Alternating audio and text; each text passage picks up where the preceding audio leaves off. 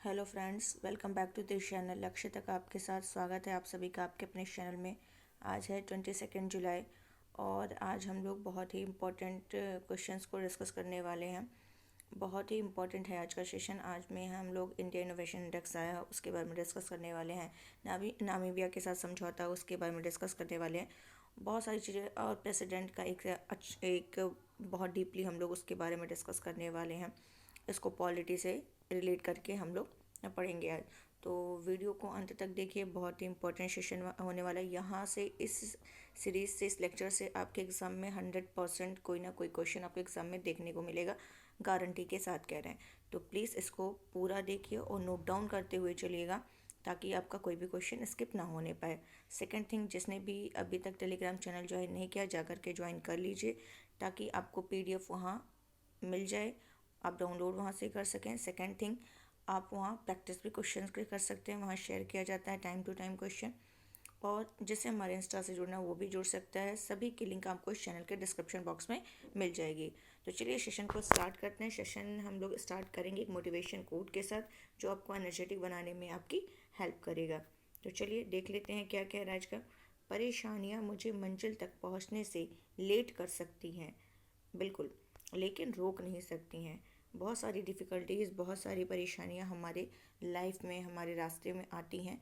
तो उससे हमें क्या होती है, एक निराशा भले आ जाती है कि पता नहीं होगा कि नहीं होगा, लेट होगा। तो वो बिल्कुल होगा, नॉर्मल होगा कि आती है तो आने दीजिए, लेकिन वो कभी हमें रोक नहीं सकती कि चलो अब नहीं करेंगे। हाँ, ये थोड़ा सा होता है कि नहीं हो पाएगा कि नहीं हो पाएगा, बट ये नहीं कि बाद में हम क्या होता है फिर से नहीं, आई कैन डू इट, ये वाली फीलिंग आ जाती है और फिर हम क्या हो जाते हैं, खड़े हो जाते हैं, फिर से वो तैयारी स्टार्ट हो जाती है। तो परेशानियां हर सभी की लाइफ में आती है, उससे डरना नहीं है, उससे बस थोड़ी देर के लिए रुक जाइए। लेकिन क्या करिए, हमेशा के लिए बिल्कुल मत रुकिए। वो देर कर सकती है लेकिन रोक नहीं सकती। ये आपको क्लियर हो गया होगा। तो चलिए आज का सेशन स्टार्ट करते हैं और देखते हैं हमारा पहला क्वेश्चन क्या कह रहा है।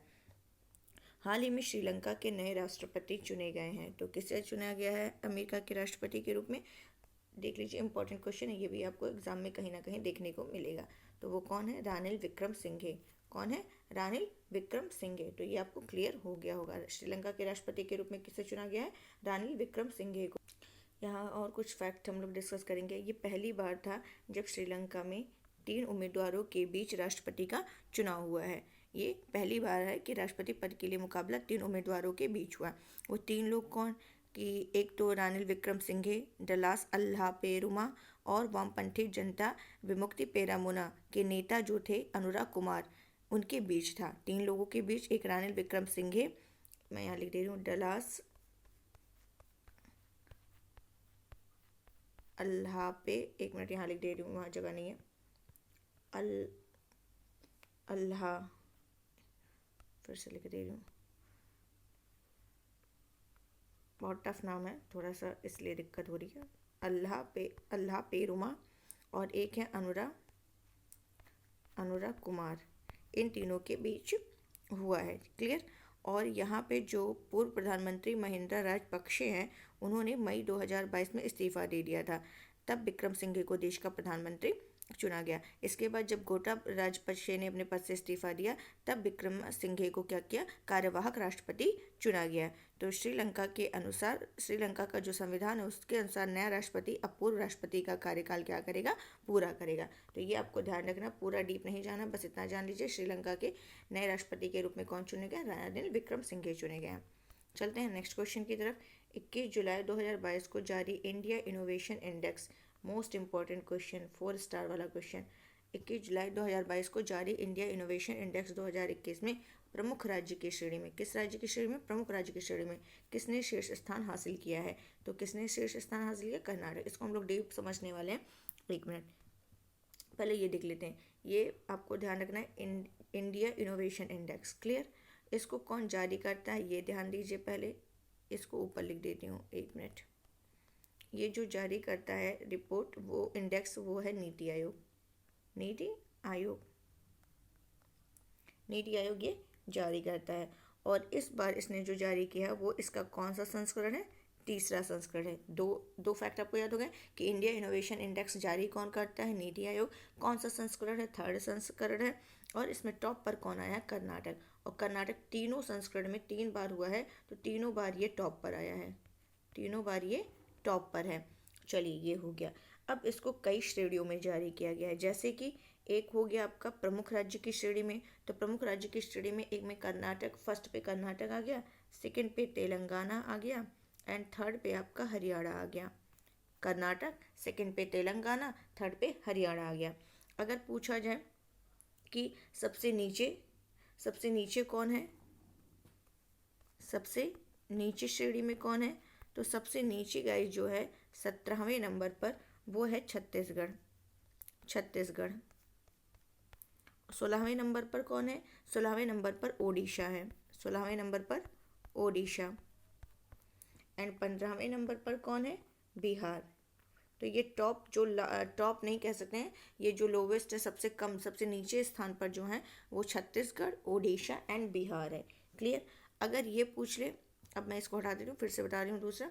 अगर ये पूछ ले उत्तर पूर्वी और पहाड़ी राज्य की दृष्टि से कौन टॉप पर है, उत्तर पूर्वी और पहाड़ी राज्यों में कौन से टॉप पर है, तो वो है मणिपुर। तो क्या है, मणिपुर है। लेकिन अगर पूछ ले यूटीज़ में, केंद्र शासित प्रदेशों में और शहर की रैंकिंग में, तो वो हो जाएगा चंडीगढ़। यूटीज़ में देख ले तो वो कौन सा हो जाएगा, चंडीगढ़ हो जाएगा। बस इतना आपको ध्यान रखना है, यहाँ से कोई भी क्वेश्चन पूछेगा आपका स्किप नहीं होगा। पहला फिर से बता दे रही हूँ, प्रमुख राज्य की श्रेणी में फर्स्ट पे कर्नाटका है, सेकंड पे तेलंगाना है, थर्ड पर हरियाणा है। अगर यही सबसे निचले स्थान पर पूछे कि कौन आया है, तो छत्तीसगढ़ है 17वें नंबर पर, 16वें नंबर पर आया है ओडिशा, 15वें नंबर पर आया है बिहार। अगर ये उत्तर पूर्वी और पहाड़ी राज्यों की दृष्टि से पूछ ले कौन टॉप पर है, तो मणिपुर। अगर यही यूटी में पूछ ले, केंद्र शासित प्रदेश में पूछ ले, तो कौन सा हो जाएगा, चंडीगढ़। और इसका तीसरा संस्करण था, नीति आयोग जारी करता है, और कर्नाटक तीनों संस्करण में तीनों बार क्या है, कर्नाटक टॉप पर है। तो ये आपको क्लियर हो गया होगा। एक और डिस्कस कर देते हैं कि जो ग्लोबल इनोवेशन इंडेक्स है, एक है global innovation index, global innovation index. इस ग्लोबल इनोवेशन इंडेक्स में जो भारत की 2021 में रैंकिंग थी, भारत की 2021 में रैंकिंग थी, वो थी 46 नंबर पर। कौन सी थी, 46 नंबर पर। और ये हर साल कौन जारी करता है, ग्लोबल इनोवेशन इंडेक्स, मैं लिख दे रही हूँ, कार्नेल, यहाँ लिख दे रही हूँ, एक मिनट, कार्नेल विश्वविद्यालय, कार्नेल विश्वविद्यालय इनसीड, कार्नेल विश्वविद्यालय इनसीड और अंतर्राष्ट्रीय बौद्धिक संपदा संगठन के द्वारा ये हर साल क्या है, जारी की जाती है। तो ये भी इंपॉर्टेंट है, ध्यान रखिएगा। चलते हैं नेक्स्ट क्वेश्चन की तरफ। नेक्स्ट क्वेश्चन हमारा क्या कह रहा है, ISSF निशानेबाजी विश्व कप 2022 में कौन सा देश शीर्ष पर रहा है। इंपॉर्टेंट क्वेश्चन है, ये भी हमको ध्यान रखना है। कौन शीर्ष पर रहा है, तो भारत शीर्ष पर रहा है। पहले ये देख लेते हैं, ISSF निशानेबाजी विश्व कप जो है वो आयोजित कहाँ किया गया है, तो ये आयोजित किया गया दक्षिण कोरिया के चांगवान में। दक्षिण कोरिया के आयोजन पूछ लेता कि आयोजन कहाँ किया गया, तो ये भी ध्यान रखना, दक्षिण कोरिया के चांगवान में आयोजित किया गया है। और इसमें क्या है, भारत पदक तालिका में टॉप पर है, यानी कि भारत ने 15 पदक जीते हैं। कितने, 15 पदक जीते हैं। इन 15 में जो है ये 5 गोल्ड है, 5 स्वर्ण पदक है और 6 सिल्वर है और 4 ब्रॉन्ज है। तो 15 पदक के साथ ये पदक तालिका में टॉप पर है। ये आपको क्लियर हो गया होगा। कुछ और हम फैक्ट आपको बता दे रहे हैं, रिवीजन करवा दे रहे हैं, खेल से संबंधित है, जो कि इंपॉर्टेंट है, आपके एग्जाम में 100% कहीं ना कहीं पूछे जाने की संभावना है। तो फर्स्ट वो है राष्ट्रमंडल खेल 2022 कहाँ आयोजित होने वाला है, बर्मिंघम कहाँ है, यूनाइटेड किंगडम। क्लियर। अगर पूछ ले, अभी कल ही मैंने डिस्कस किया था 33वें नंबर का ओलंपिक जो कि 2024 में होगा, वो कहाँ पर होगा, पेरिस में होगा। और 34वें नंबर का कहाँ होगा ओलंपिक, 2028 में, ये मैंने बताया था, कल ही बताया था, लॉस एंजल्स अमेरिका में। क्लियर? तो ये दोनों आपको ध्यान रखना है। 32वां कहाँ हुआ? 2020 में हुआ था, टोक्यो में हुआ था। कल ही मैंने अभी डिस्कस किया ये क्वेश्चन। और अगर पूछ ले एशियाई खेल 2022 कहाँ आयोजित होगा? एशियाई खेल 2022 कहाँ हुआ? तो ये हुआ है होंगझाऊ चाइना। होंगझाऊ चाइना। तो ये भी आपको क्लियर हो गया होगा। चलते हैं अपने नेक्स्ट क्वेश्चन की तरफ। नौसेना नवाचार और स्वदेशीकरण संगठन की पहली संगोष्ठी स्वावलंबन 18 से 19 जुलाई 2022 को कहाँ आयोजित की गई है? क्वेश्चन समझ में आ गया होगा। तो चलिए इसको समझते हैं। तो ये नौसेना और नवाचार, ये ध्यान रखना है कि ये जो संगोष्ठी है स्वावलंबन, ये किसका है? नौसेना नवाचार और स्वदेशीकरण संगठन NIIO की ये पहले नंबर के संगोष्ठी है। ये कहाँ आयोजित की गई है? नई दिल्ली में आयोजित की गई है। कब से कब तक? 18 से 19 जुलाई तक। चलते हैं नेक्स्ट क्वेश्चन की तरफ। राष्ट्रीय ताप विद्युत निगम लिमिटेड NTPC ने नवीनीकरण होना चाहिए, यहाँ पे थोड़ा सा मिस्टेक हो गया है, नवीनीकरण ऊर्जा और एक संयुक्त उद्यम कंपनी के गठन के लिए किस सार्वजनिक कंपनी के साथ समझौता ज्ञापन पर हस्ताक्षर किया गया है? तो ये किसके साथ किया गया है? तो वो है आपका भारतीय तेल निगम लिमिटेड नई दिल्ली। किसके साथ किया गया? भारतीय तेल निगम लिमिटेड नई दिल्ली के साथ किया गया है। चलिए देख लेते हैं। ये जो IOCL है, IOCL, ये नई दिल्ली में है। ठीक है, तो इसमें ये कहा गया कि 2024 तक क्या होगा? 2024 तक नवीकरणीय ऊर्जा का यूज़ करते हुए, क्या कहा गया है कि 2024 तक नवीकरणीय ऊर्जा का यूज़ करते हुए 650 कितना? 650 मेगावाट। ये फैक्ट याद रखना है, ऐसे क्वेश्चन UPSC में पूछ लिए जाते हैं कि इस उद्यम के माध्यम से क्या किया जाएगा? जो इंडियन ऑयल होगी वो साल 2024 तक, कब? 2024 तक क्या करेगी? इस नवीकरणीय ऊर्जा का यूज़ करते हुए 650 मेगावाट की अपनी रिफाइनरी की अतिरिक्त ऊर्जा आवश्यकता को क्या करेगी? पूरा करेगी। अगर हम NTPC की बात करें, NTPC जो हमारे क्वेश्चन में आया है, राष्ट्रीय ताप विद्युत निगम लिमिटेड NTPC, आपको मैं दिखा रही हूँ, यहाँ पे आया हुआ है, ये देखिए NTPC। ये इसके बारे में हम लोग डिस्कस करने वाले हैं। एक मिनट। NTPC, इसकी स्थापना पहले देख लेते हैं कब हुई थी? 1975। कब? 7 नवंबर 1975 में हुई थी। हेडक्वार्टर की बात करें तो इसका हेडक्वार्टर नई दिल्ली में है। NTPC का हेडक्वार्टर नई दिल्ली में है। और इसकी बात करें कि इसके CEO कौन है? इसके CEO तो वो है गुरदीप सिंह। कौन है? गुरदीप सिंह। क्लियर? और NTPC जो है, NTPC वो भारत की सबसे बड़ी बिजली उत्पादन कंपनी है। ये भी आपको ध्यान रखना है कि ये सबसे बड़ी बिजली उत्पादन कंपनी है। तो चलते हैं नेक्स्ट क्वेश्चन की तरफ। Most important question, next question भी आपका बहुत ही इंपॉर्टेंट क्वेश्चन है कि हाल ही में भारत और किस देश ने कुनो राष्ट्रीय उद्यान में चीता लाने के लिए एक समझौता ज्ञापन पर MOU पर क्या किया है? हस्ताक्षर किया है। तो भारत ने किसके साथ किया है? नामीबिया के साथ किया। भारत ने किसके साथ हस्ताक्षर किया है? नामीबिया के साथ किया है। इतना आपको क्लियर हो गया होगा। तो यहाँ पे ये जो हस्ताक्षर किया गया उसके अनुसार ये कहा गया है कि शुरुआत में क्या किया जाएगा? शुरुआत में 8 चीते कब तक? 15 अगस्त तक लाया जाएगा। 15 अगस्त तक 8 चीता शुरू में लाया जाएगा। और कहाँ लाकर रखा जाएगा उसको? कुनो नेशनल पार्क में। ये कुनो नेशनल पार्क कहाँ है? मध्य प्रदेश में है।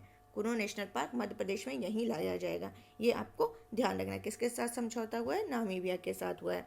अब इसी चीते से संबंधित एक अवार्ड है, T*2 अवार्ड है, जो कि इस बार किसे दिया गया था? किसे प्रदान किया गया है? सत्यमंगलम टाइगर रिजर्व को दिया गया है T*2 अवार्ड। इसके पहले किसको दिया गया था? उत्तर प्रदेश के पीलीभीत को दिया गया था। ये आपको ध्यान रखना है। और ये सत्यमंगलम टाइगर रिजर्व है कहाँ? तमिलनाडु में है। कहाँ है? तमिलनाडु में है। और अगर पूछा जाए कि टाइगर स्टेट्स के नाम से किस राज्य को जाना जाता है, तो वो है मध्य प्रदेश को ही टाइगर स्टेट के नाम से जानते हैं। टाइगर स्टेट के नाम से जानते हैं। ये आपको ध्यान रखना है। चलते हैं नेक्स्ट क्वेश्चन की तरफ। Beyond the mystery well temple tales of Uttarakhand.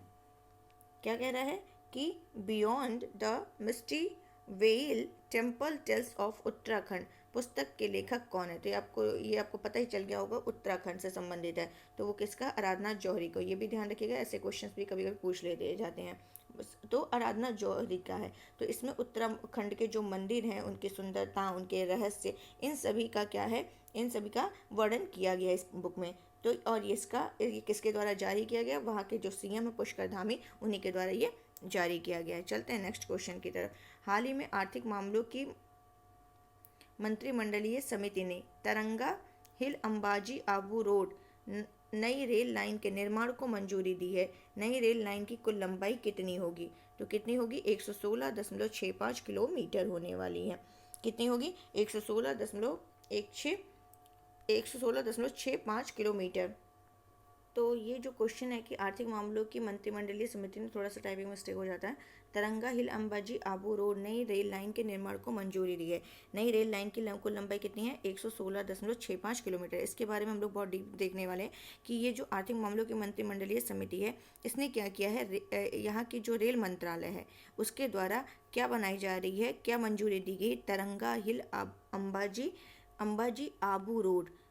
Abu road नई रेल लाइन के निर्माण को मंजूरी रेल मंत्रालय के द्वारा दे दी गई है, जिसकी कुल लंबाई 116.65 किलोमीटर होगी। और ये कब तक पूरी होने की उम्मीद है? 2026-27 तक। कब तक? 2026-27 तक ये पूरी होने की उम्मीद है। और इसके दौरान ये जब निर्माण होगा तो लगभग 40 लाख मानव के लिए क्या होगा? रोजगार पैदा करेगी, ये बताया जा रहा है। और इसमें क्या है कि ये जो लाइन होगी, ये कृषि और स्थानीय उत्पादों की क्या करेगी? तेज आवाजाही को बहुत ही सुविधाजनक बनाएगी। और गुजरात और राजस्थान राज्य के भीतर क्या करेगी? और देश के अन्य हिस्सों में लोगों को बेहतर गतिशीलता प्रदान करने का ये एक अनुमान लगाया गया है। और ये परियोजना जो है, ये ध्यान रखिएगा जो अब बोलने जा रहे हैं, ये परियोजना जो मौजूदा Ahmedabad Abu road railway line के लिए क्या करेगी? एक वैकल्पिक प्रदान करेगी, मार्ग प्रदान करेगी। किसके लिए? Ahmedabad Abu road railway line के लिए। और ये जो परियोजना होगी, ये कनेक्टिविटी बढ़ाने के लिए, गतिशीलता में सुधार करने के लिए ये प्रोजेक्ट लाया गया है। और ये जो अंबाजी यहाँ पर दिया गया है, एक वर्ड है अंबाजी, ये क्या है? ये महत्वपूर्ण तीर्थ स्थल है। क्या है? महत्वपूर्ण तीर्थ स्थल है। भारत में 51 शक्तिपीठों में से ये अंबाजी क्या है? एक है। हर साल यहाँ पे गुजरात के साथ साथ देश के अन्य हिस्सों में और विदेशों से लाखों भक्त यहाँ पर आते हैं। ये आपको ध्यान रखना है। और यहीं पर एक वर्ड है आपका तरंगा हिल। ये जो है, ये क्या है? ये जैन मंदिर है। ये 24 पवित्र जैन तीर्थंकर में से एक आते हैं, उनका नाम है अजितनाथ। क्या आते हैं? अजितनाथ। तो ये जैन मंदिर यहाँ पर इसके लिए ये जाना जाता है। तो तरंगा हिल अंबाजी आबू रोड के बीच यह रेलवे लाइन क्या करेगी? इन दो महत्वपूर्ण धार्मिक स्थलों को रेलवे के मुख्य नेटवर्क से जोड़ेगी। इसलिए ये चर्चा में आया है। तो ये भी क्वेश्चन आपको ध्यान रखना है। चलते हैं नेक्स्ट क्वेश्चन की तरफ। 9 नंबर का क्वेश्चन। हाल ही में केंद्र सरकार ने किसकी अध्यक्षता में MSP मिनिमम सपोर्ट प्राइस व्यवस्था को प्रभावी बनाने के लिए एक समिति का गठन किया है? तो किसकी अध्यक्षता में किया है? संजय अग्रवाल समिति। ये क्या है? पूर्व कृषि सचिव इन्हीं की अध्यक्षता में क्या किया है? ये एक समिति का गठन किया है। और ये जो समिति है, ये 26 सदस्य हैं इसमें। तो ये 26 सदस्यीय समिति का गठन किया गया है। तो इसका क्यों गठन किया गया? इसका उद्देश्य क्या है? तो MSP को क्या करना है? असरदार बनाना है, पारदर्शी बनाना है। ये जो 3 कृषि कानून जब आए थे तो उनका विरोध हो रहा था, तो उसी विरोध के कारण इसका क्या किया गया था? इस संजय अग्रवाल समिति का क्या किया था? गठन किया गया था। ये आपको ध्यान रखना है। ये MSP होता क्या? न्यूनतम समर्थन मूल्य, जिसको कहते हैं मिनिमम सपोर्ट प्राइस कहते हैं। तो ये फसल की वह न्यूनतम कीमत होती है जिस पर सरकार क्या करती है? खरीदने की गारंटी देती है। ये आपको ध्यान रखना है। एक और समिति बनी थी, शिवरमन समिति। ये किसकी सिफारिश, किस चीज़ की सिफारिश के लिए बनी थी? नाबार्ड की सिफारिश के लिए शिवरमन समिति आई थी। और पूछ ले कि कृषि लागत और मूल आयोग के अध्यक्ष कौन है, तो विजय पॉल जो है कृषि लागत और मूल आयोग के क्या है, अध्यक्ष हैं। तो ये आपको ध्यान रखना है। चलते हैं नेक्स्ट क्वेश्चन की तरफ, और आज का लास्ट क्वेश्चन है, इसको हम लोग बहुत ही डीपली डिस्कस करने वाले हैं। क्वेश्चन क्या कह रहा है, 21 जुलाई 2022 को कौन भारत के 15वें राष्ट्रपति के रूप में चुने गए हैं? तो कौन चुनी गई हैं? ये इनका नाम है द्रौपदी मुर्मू। तो ये जो है द्रौपदी मुर्मू देश की 15वीं राष्ट्रपति निर्वाचित हो गई हैं। इन्होंने किसको हराया है? यशवंत सिन्हा को हराया है। यशवंत सिन्हा को हरा करके ये राष्ट्रपति बनी हैं। और ये 25 जुलाई को देश की पहली आदिवासी महिला के रूप में भारत की राष्ट्रपति बनी है। पहली आदिवासी महिला, ये भी ध्यान रखना है, पहली आदिवासी महिला के रूप में ये राष्ट्रपति बनी है। और राष्ट्रपति पद हासिल करने वाली द्रौपदी जो हैं, द्रौपदी मुर्मू, ये 15वें व्यक्ति हैं, 15वें नंबर की व्यक्ति हैं और 17वें नंबर की राष्ट्रपति हैं। ये ध्यान रखना है कि राष्ट्रपति पद हासिल करने वाली द्रौपदी 15वीं व्यक्ति हैं, जबकि देश जो है, देश को 17वां राष्ट्रपति मिला है, क्योंकि देश के पहले राष्ट्रपति जो थे डॉक्टर राजेंद्र प्रसाद, वो लगातार 2 बार इस कार्यालय पर, इस पद पर थे। जैसे कि 1950 से 62, 2 बार एकमात्र ऐसे व्यक्ति थे जो राजेंद्र प्रसाद जी, जो पहले राष्ट्रपति थे, जो 2 बार क्या थे, इस राष्ट्रपति के पद पर विराजमान थे। ये आपको ध्यान रखना है। और ये ध्यान रखना है कि जो इतना तो आपको क्लियर हो गया, तो शीर्ष, और ये भी फैक्ट याद रखना है कि शीर्ष पद पर काबिज होने वाली सबसे कम उम्र की राष्ट्रपति यही हैं। कौन? ये क्या नाम है इनका? द्रौपदी मुर्मू। और ये राष्ट्रपति बनने वाली दूसरी महिला भी हैं। तो ये फैक्ट भी आपको ध्यान रखना है। इनका ये कहाँ से बिलोंग करती थी? ओडिशा के ये मयूरभंज जिले में इनका जन्म हुआ था, 1958 में हुआ था। ये भी ध्यान रखना है। और ये जो है झारखंड के राज्यपाल के रूप में थी, झारखंड के राज्यपाल के रूप में भी इन्होंने वर्क किया है। ये आपको ध्यान रखना है। अब चलते हैं जो हमारा मेन टॉपिक है राष्ट्रपति, तो इसके बारे में अब हम लोग पॉलिटी में एंटर करते हैं। पॉलिटी से रिलेटेड जो भी इससे संबंधित फैक्ट जल्दी जल्दी हो जा रहे हैं वो हम लोग डिस्कस कर लेते हैं। जैसे कि ये जो राष्ट्रपति है वो भाग 5 में दिया गया है। भाग 5 हमारा यूनियन संघ की बात करता है, क्लियर। और इसमें आर्टिकल 52 क्या कहता है कि भारत का एक क्या होगा? राष्ट्रपति होगा। आर्टिकल 53 क्या कहता है? आर्टिकल 53 क्या कहता है? तो 53 कहता है कि संघ की कार्यपालिका शक्ति जो होगी वो किस में निहित होगी? राष्ट्रपति में निहित होगी, जिसका प्रयोग वह क्या करेगा? प्रधानमंत्री और मंत्रिपरिषद की सलाह के अनुसार करेगा। आर्टिकल 54 क्या कहता है? राष्ट्रपति के निर्वाचन की बात की गई है, राष्ट्रपति के निर्वाचन की बात की गई है। आर्टिकल 55 क्या कहता है? आर्टिकल 55 जो है ये कहता है इनके निर्वाचन का तरीका, इनका निर्वाचन की विधि। तो वो निर्वाचन का जो तरीका होता है वो कैसा होता है? ये एक निर्वाचक मंडल के द्वारा होता है, जिसमें संसद यानी लोकसभा और राज्यसभा के क्या होते हैं? निर्वाचित सदस्य भाग लेते हैं, और विधानसभा के क्या होते हैं? निर्वाचित सदस्य भाग लेते हैं। ये भी आपको ध्यान रखना है। आर्टिकल 56 क्या कहता है? इनके कार्यकाल की बात करता है। आर्टिकल 56 इनके कार्यकाल की बात करता है, क्लियर। और आर्टिकल 57 इनके पुनर्निर्वाचन की बात करता है। ये सब आपको ध्यान रखना है। आर्टिकल 60 में जो इंपॉर्टेंट है वही खाली बता रहे हैं आपको। आर्टिकल 60 में इनके शपथ की बात की गई है, और आर्टिकल 61 में इनके महाभियोग की बात की गई है। आर्टिकल 61 में इनके किसकी बात की गई है? महाभियोग की बात की गई है कि इनको, राष्ट्रपति को, भारत की संसद क्या है वो महाभियोग प्रस्ताव पारित करके ही हटा सकती है। किसके द्वारा? महाभियोग पारित करके हटा सकती है। ये आपको ध्यान रखना है। और अगर ये पूछ ले कि इनका कार्य क्या है राष्ट्रपति का, तो ये भारत के प्रधानमंत्री की नियुक्ति करते हैं, प्रधानमंत्री की सलाह पर मंत्रिपरिषद के अन्य सदस्य की भी नियुक्ति करते हैं, जो कैग होता है, नियंत्रक एवं महालेखा परीक्षक होता है, उसकी नियुक्ति करते हैं राष्ट्रपति। सर्वोच्च और उच्च न्यायालय के मुख्य न्यायाधीशों की नियुक्ति करते हैं, और राज्यों के मध्य समन्वय के लिए क्या करते हैं? अंतर राज्य परिषद के सदस्य की भी नियुक्ति करते हैं। और जो हमारे यहाँ राष्ट्रपति का पद है वो कहाँ से लिया गया है? ब्रिटेन के संविधान से लिया गया है। राष्ट्रपति का पद कहाँ से लिया गया? ब्रिटेन के संविधान से लिया गया।